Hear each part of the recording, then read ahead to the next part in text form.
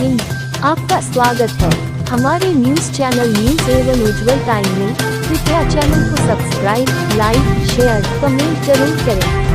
जय हिंद, आप देख रहे हैं न्यूज एवन उज्जवल टाइम से MHU अंसारी रिपोर्टर की उत्तर प्रदेश की राजधानी लखनऊ से खास खबर। दिनांक 10 सितंबर 2024 दिन मंगलवार एक अहम कॉन्फ्रेंस मोहम्मद साहब सबके लिए स्थान रिमझिम पैलेस विक्टोरियागंज लखनऊ में संपन्न हुआ, जिसकी अध्यक्षता हजरत मौलाना खालिद रशीद फिरंगी महली सदर इस्लामिक सेंटर ऑफ इंडिया व इमाम ईदगाह ने की, जिसमें कार्यक्रम का आगाज हाफिज व कारी अब्दुल रशीद फुरकानवी ने कुरान पाक की तिलावत से की। हजरत मौलाना खालिद रशीद फरंगी महली साहब ने अपने बयान में कहा कि मोहम्मद सल्लल्लाहु अलैहि वसल्लम सारी मखलूक के लिए रहमत बनाकर भेजे गए हैं। उन्होंने कहा, हमारे नबी मोहम्मद सल्लल्लाहु अलैहि वसल्लम ने फरमाया, मखलूक सारी की सारी अल्लाह का कुनबा है, इसमें सारे इंसान सारे जानवर सभी आ गए। आपने फरमाया, अगर कोई किसी इंसान पर रहम करता है तो आसमान वाला उसे पर रहम करता है, इसलिए हमारी जिम्मेदारी है कि हम सब मोहम्मद सल्लल्लाहु वसल्लम के पैगाम को और एक दूसरे के लिए रहमत का सबब बने, जहमत का सबब न बने। इस कॉन्फ्रेंस का इंतकाम ऑल इंडिया जमातुल कुरैश व all India Islamic centre of India ने किया और समाज में काम करने वाले लोगों को उनकी खिदमत के बदले अवार्ड से भी नवाजा गया, जिसमें खासतौर पर कड़ी खिदमत कुरान अवार्ड जनाब हाफिज व कारी अब्दुल रशीद साहब फुरकानवी को दिया गया और तालीमी अवार्ड हजरत मौलाना अम्मार मोहम्मद हसनी प्रिंसिपल मदरसा मजरूल इस्लाम व शकील अहमद साहब प्रिंसिपल सुन्नी इंटर कॉलेज को दिया गया व डॉक्टर वालीउल्लाह सिद्दीकी साहब व डॉक्टर असलम मिर्जा बेग साहब और सामाजिक अवार्ड अंबर फाउंडेशन के सरपरस्त जनाब वफा अब्बास रिजवी साहब, सहाफ़ी अवार्ड गुफरान नसीम साहब, पत्रकार राष्ट्रीय सहारा उर्दू व पत्रकार जनाब मौलाना अमीन नदवी साहब, पत्रकार इनकलाब उर्दू को दिया गया। शहाबुद्दीन कुरैशी साहब ने आने वाले तमाम मेहमानों का इस्तकबाल किया। आखिर में ऑल इंडिया सुन्नी बोर्ड के सदर मौलाना मुश्ताक नदवी साहब ने आने वाले सभी मेहमानों का शुक्रिया अदा किया। कृपया चैनल को सब्सक्राइब,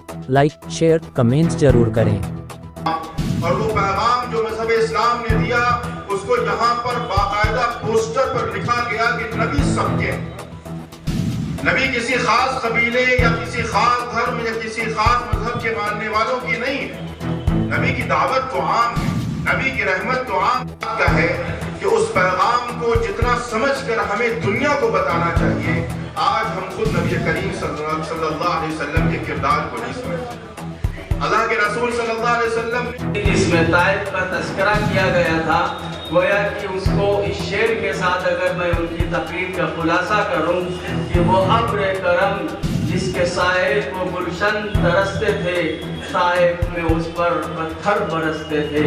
जिस नबी की तालीमात बयान की जा रही है, उसी की नबी की तालीमात का एक बड़ा हिस्सा ये है कि आपकी तालीमात में ये बात बताई गई है, दूसरों के दर्द मिटाने वाले बन जाओ, दूसरों के दर्द मिटाने वाले बन जाओ, ऊपर वाला तुम्हारे दर्द मिटा देगा।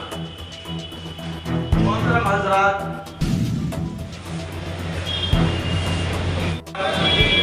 महली जी, मंचा सिंह, समस्त बड़े भाइयों को जो हमारे बुजुर्ग हैं, वो हमारे संरक्षक स्वरूप हैं, उन सबका आशीर्वाद मिला।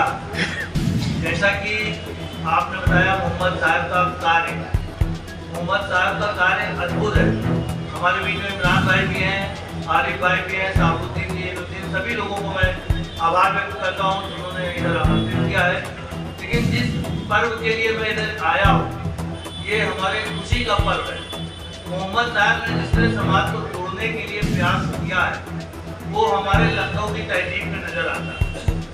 जैसा कि मैंने बहुत पहले पढ़ा था कि जो बच्चे थे, जो नवाब हुआ करते थे, नवाब यहाँ अपने संस्कार सीखने के लिए जाया करते और वो संस्कार सीख के निकलते थे।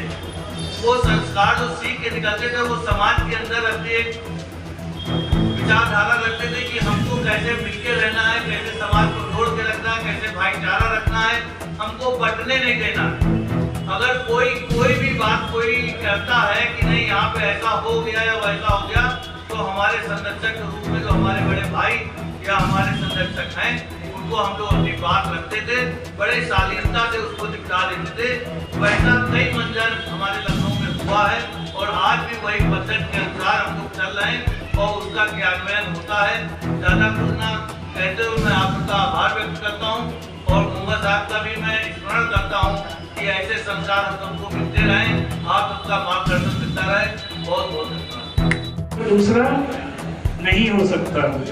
कहने का मकसद ये है कि चंद बातें मैंने इस वजह से इस पर अर्ज की हैं कि अगर इस माह मुबारक में हम खुद बहैसियत एक मुसलमान से इन चंद बातों पर अमल करके एक एग्जाम्पल सेट करें, तो जो भी अगर कहीं नफरतें पाई जा रही हैं, अगर कहीं दूरियां पाई जा रही हैं, अगर लोग मजहब इस्लाम को गलत तरीके से समझ रहे हैं या मुसलमानों को गलत तरीके से देख रहे हैं, इसकी वजह है व्यापार मंडल के, मैं उनसे दरख्वास्त कर रहा हूँ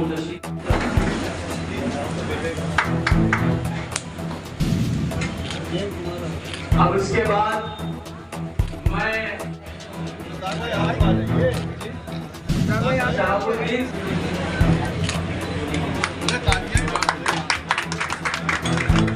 डॉक्टर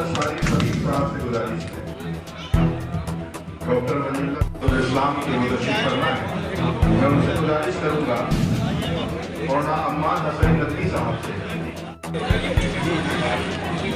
मैं गुजारिश कर रहा हूँ जनाब मोहम्मद गुफरान नसीब साहब से कि वो तशरीफ लाएं।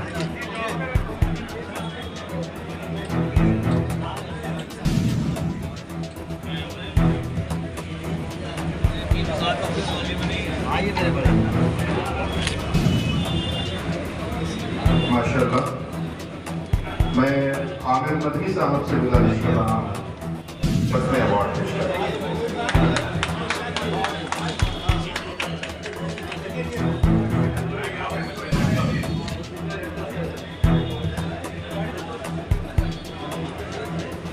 माशाअल्लाह, बहुत खूब। वो तमाम हज़रात जिनको अवार्ड मिला है वो हज़रात हैं कि जिनको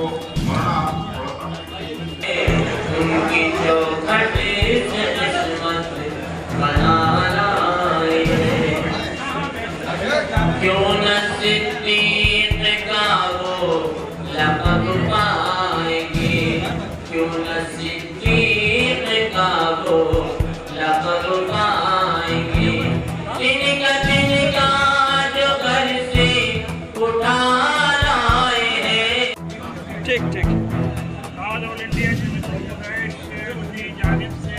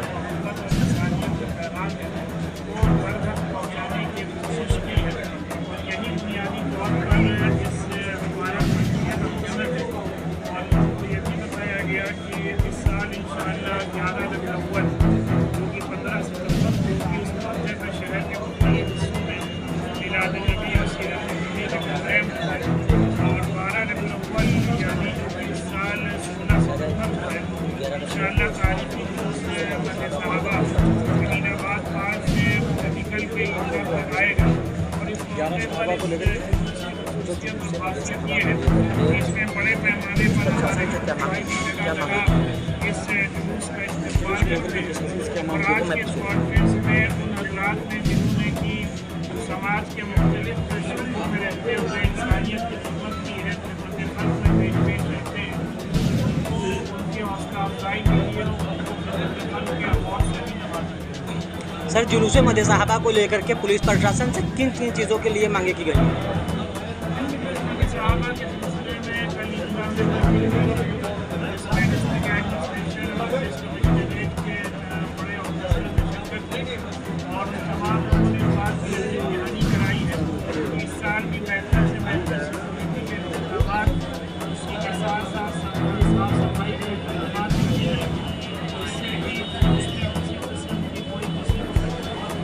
भाई आज किस तरह का पूरा कार्यक्रम का आयोजन यहाँ पे किया गया है?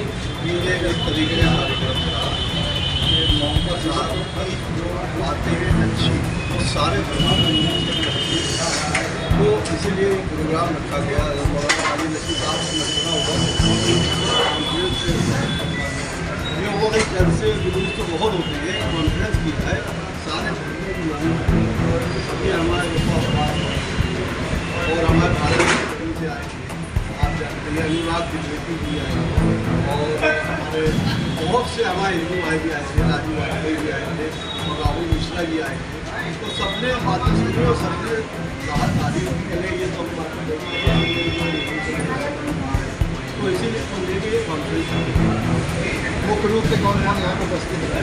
मुख्य रूप से इनकी तो अध्यक्षता थी मौलाना अली साहब की, उसके बाद वफात जी थे, भारत दिल्ली से आए थे रजत शर्मा जी, राजू वाजपेयी जी थे, राहुल मिश्रा थे, पार्षद, यही सब लोग। इस तरह के कार्यक्रम में क्या संदेश देना चाहिए? संदेश यही देना चाह रहे हैं कि जो एक समाज में कटुता आ गई वो कम हो, बातें समझे लोग क्या कहा है, पड़ोसी के साथ कैसे सहयोग करना है, कैसे हमें जो है नमाज करना है, कैसे रोज़ा करना है, सारी बातें बताई। उन्होंने कहा पहले पड़ोसी का बाद में पड़ोसी, उसमें कोई भी धर्म, किसी भी धर्म। क्या संदेश देना चाहिए? भाई यही संदेश देना चाहते हैं कि आप अपने सब मिलजुल रहें और जो अच्छी बातें हैं की और बाकी भी धर्म उस पर चले और सब ध्यान होते रहे, भाईचारा कायम रहे। भाई आज कार्यक्रम में उपस्थित थे, आप क्या कहना चाहेंगे पूरे कार्यक्रम को? देखिए कार्यक्रम बहुत अच्छा था। हमारे की बात है, हम लोगों को हमारे पास तक जाना भी बहुत ज़रूरी है। शाहबुद्दीन भाई ने बहुत अच्छा प्रोग्राम किया है और एक तो समाज में भी चलाया जाता है कि उसकी किताबों में लिखा है कि दूसरे धर्म के लोग ज़्यादा किया ऐसी किताब लेना मुझे नहीं पड़ी आता। मेरे पास कोई किताब है और आप जितने भी लोग अगर कुरान पढ़े होंगे तो आपसे भी लोग जानते हैं कैसे कहीं उसने लिखा हुआ है।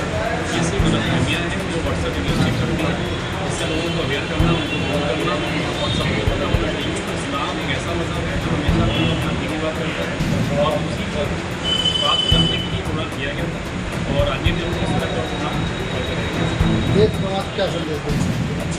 देश समाज के लिए सबसे बड़ा संदेश तो ये है कि सभी लोग जो इस प्रोग्राम को देख रहे हैं, आपके चैनल को, बच्चों की पढ़ाई पर ध्यान दें।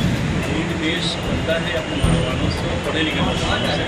हमारी आबादी बहुत है लेकिन हमारे पास स्किल्ड मैन पावर की बहुत कमी है। ये बस आप सोचते हैं हमें आने वाली पीढ़ी को अपडेट करना है, नई टेक्नोलॉजी, AI जो कुछ भी आ रहा है, आप सभी लोग अपने बच्चों को नई टेक्नोलॉजी से जोड़िए, नए मॉडल की पढ़ाई कराइए ताकि वो बच्चे आने वाले टाइम में 20-25 साल बाद पूरे देश को गरीबी के मतलब से निकालें और हम लोग भी दुबई अमेरिका जैसे बेहतर कंट्री बन सकते हैं।